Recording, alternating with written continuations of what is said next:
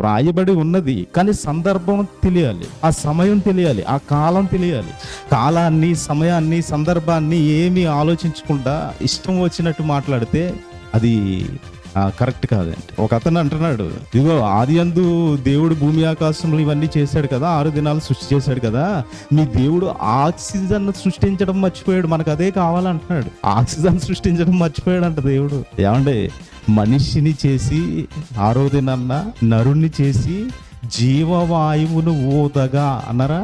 జీవవాయువును ఊదగా అన్నరా? ఏం పెట్టాడు? ఆ జీవవాయువు ఉంది కాబట్టి నువ్వు బతుకుతున్నావు, లేకపోతే బతకో.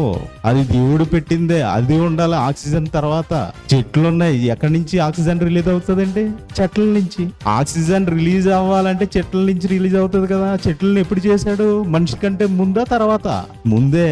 బైబిల్ మాకు కాదు చదవటం రాంది, నీకు అర్థమవుతుందండి. చెట్లను ఎప్పుడు చేశాడు దేవుడు? భూమిని చేసిన వెంటనే చేశాడు కదా. అంటే ఆక్సిజన్ ఎవరు ఇవ్వాలి? చెట్ల నుంచి. ఈరోజు చెట్లు నరికేస్తున్నారు, నరకవద్దని ఇప్పుడు ఎలాగైతే డే పెట్టుకున్నారో అది కూడా ఒక డే ఉంది కదా.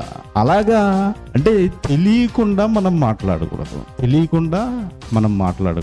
తెలిసిన తర్వాత ప్రశ్న అడిగితే అది బాగుంటుంది. తెలియకుండా మాట్లాడితే ఎలా అండి? కాబట్టి ఇదిగో నీకంటే ముందే దేవుడు రాయించాడు అక్కడ.